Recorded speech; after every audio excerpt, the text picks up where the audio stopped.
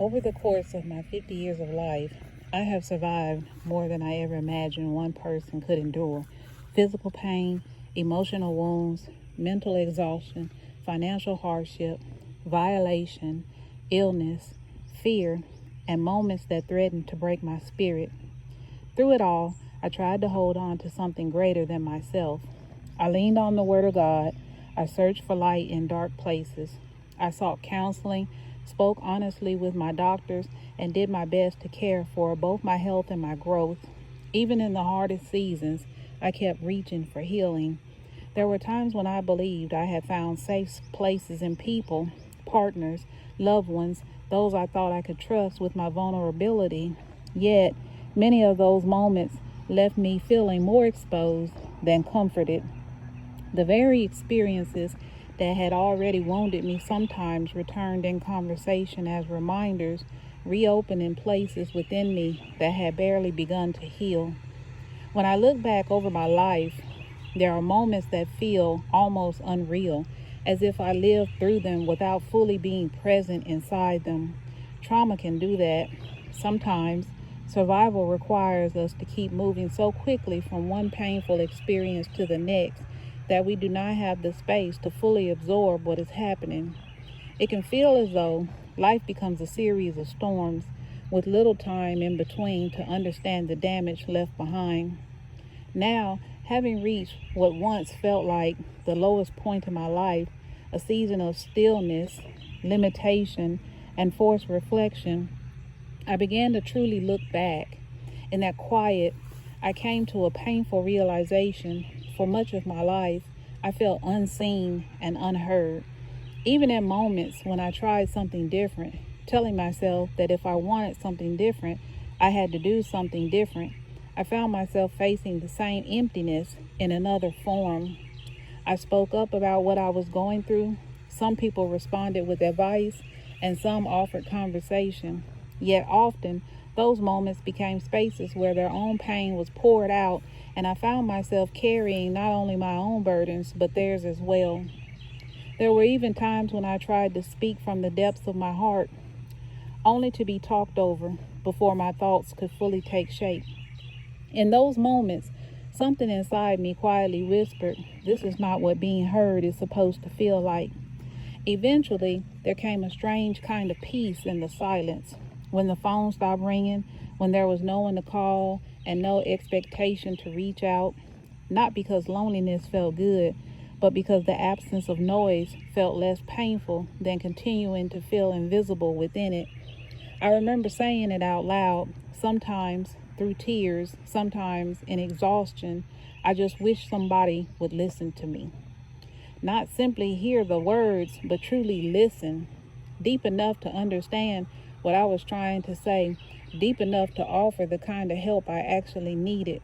What I needed most was not more pain to carry. There were moments when I reached out hoping for comfort or understanding, and instead found myself holding space for someone else's hurt. Their sharing may have come from a place of connection, from their own need to be understood, but I was already carrying more than I could bear. I remember feeling guilty that I no longer had the emotional room to be there for others in the way they needed. I understood what it felt like to need to release pain from the heart, and that understanding made it difficult to set boundaries. Yet inside, I was overwhelmed. I had reached a point where I simply could not carry anything more. So I began to walk. 3-mile walks, 4-mile walks. I walked with tears in my eyes and inspirational music in my ears.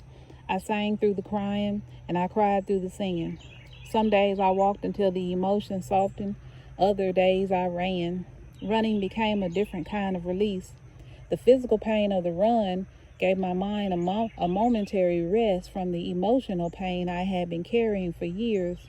For those moments, the ache in my body was easier to manage than the ache in my soul. Then I began to journal. I wrote down everything I was feeling, everything I had been holding inside, and I would read it back to myself. Often I cried as I read. I remember telling myself, when I can read these words without crying, maybe that will mean I have healed. Maybe that will mean it no longer stings the way it once did.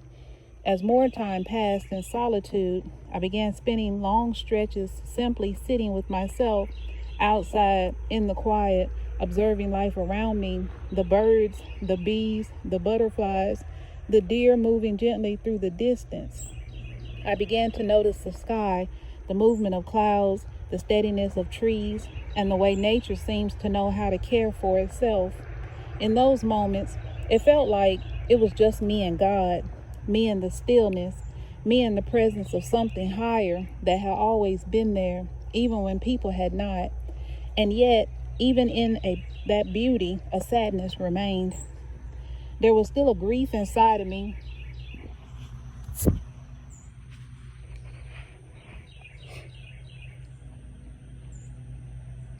A heaviness connected to everything I had lived through and everything that had often felt so unreal. I remember having a conversation with my mother while reflecting on the patterns that had passed through generations. During that conversation, she said, "You should write a book." I had heard those words before from others who had crossed paths with my story and sensed that there was something in it worth sharing. I told her, I have written books. When I shared that some had already been published and were available for purchase, she seemed surprised. I mentioned that I had posted about them on social media, where she followed me. Then she laughed and referenced the trips I had shared online, assuming they were not real. I told her they were real, that I had traveled, seen different states, even visited other countries, and had shared those moments openly. In that exchange, an old feeling rose up again.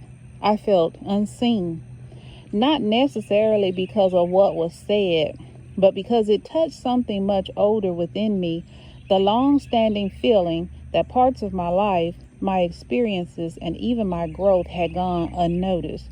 It stirred memories of childhood, of moving from place to place, from family to family, of learning early how to care for myself. And I found myself asking a question that has followed me through much of my healing.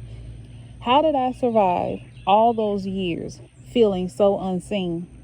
I truly believe that it was in one of the lowest points of my life that God began to reveal what had been difficult for me to see before. In the stillness, He began to show me who truly loved me. He showed me who genuinely saw me. He began clearing away the noise so that I could finally hear the voices that carried care, truth, and compassion.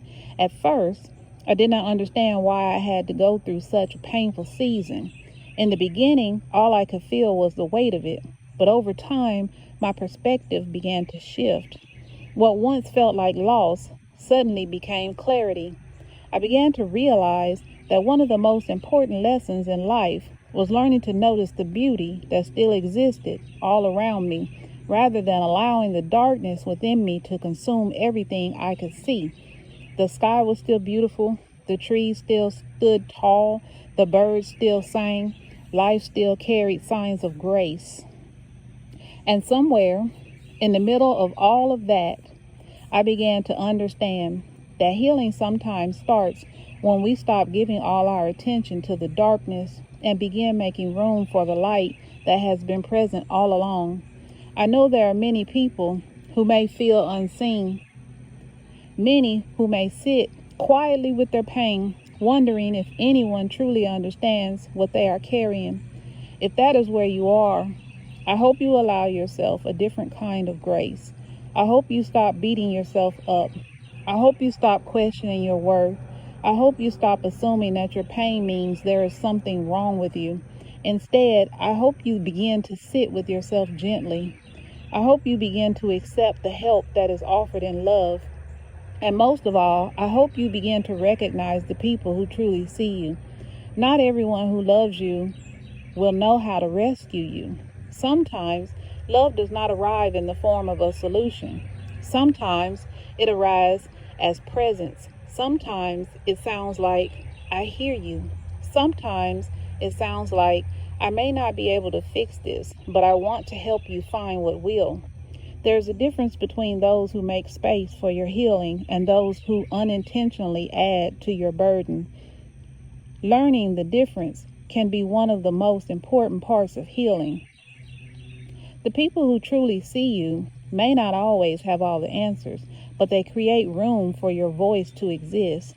And sometimes being truly heard is the beginning of being restored.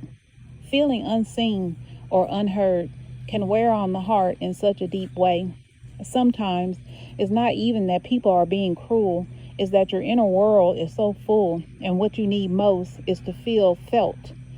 Being seen is less about someone simply hearing your words and more about someone understanding the meaning and feeling underneath them. A person who truly sees you usually does a few things. They listen without rushing to fix you. They remember what matters to you. They notice changes in your mood or energy. They respect your boundaries.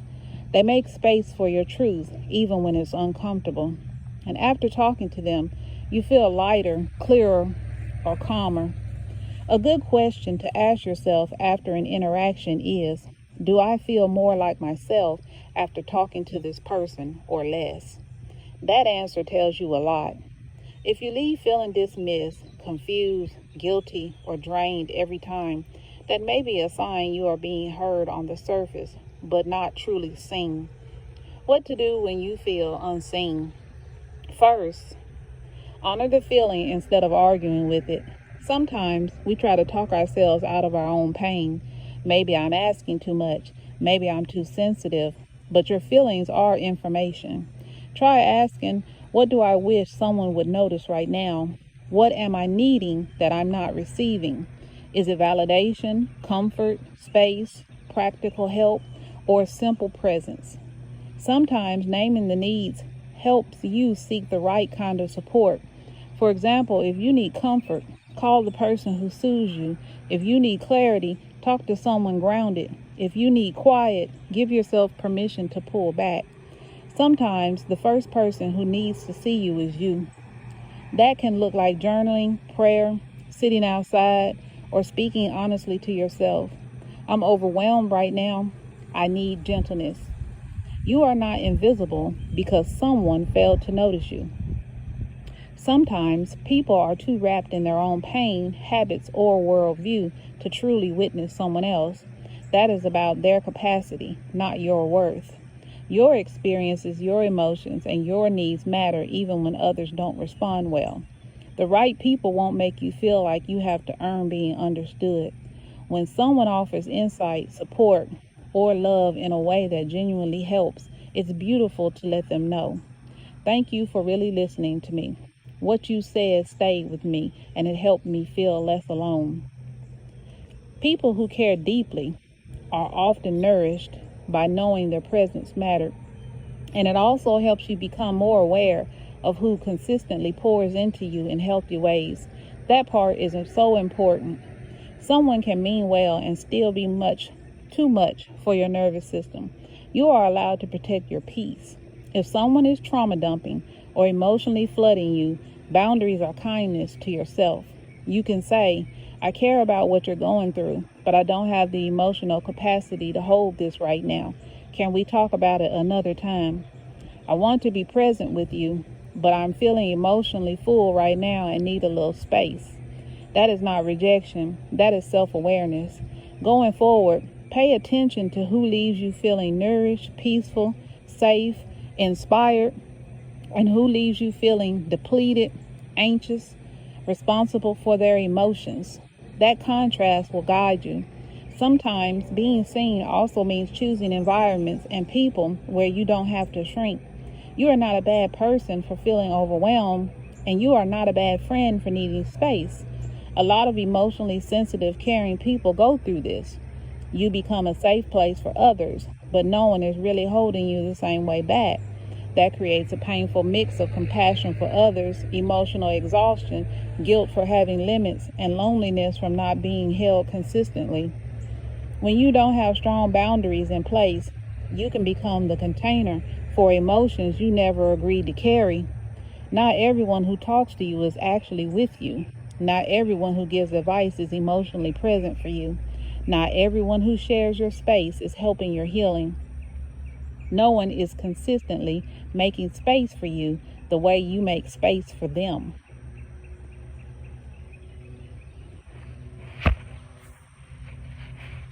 Being talked over when you try to express yourself, your emotions becoming a platform for others, people redirecting your vulnerability back into their own story, social media substitutes instead of real communication, feeling emotionally responsible for others while yours go unmet. The goal isn't to become cold, it's to become selective with your emotional access. If you're at a stage where your nervous system is saying, I need less emotional noise and more emotional safety, that's not isolation, that's restoration. And it may feel like pulling away from certain people, grieving old dynamics, realizing some connections were one-sided, redefining what support actually means. That can feel lonely, but it's also how you start coming back to yourself.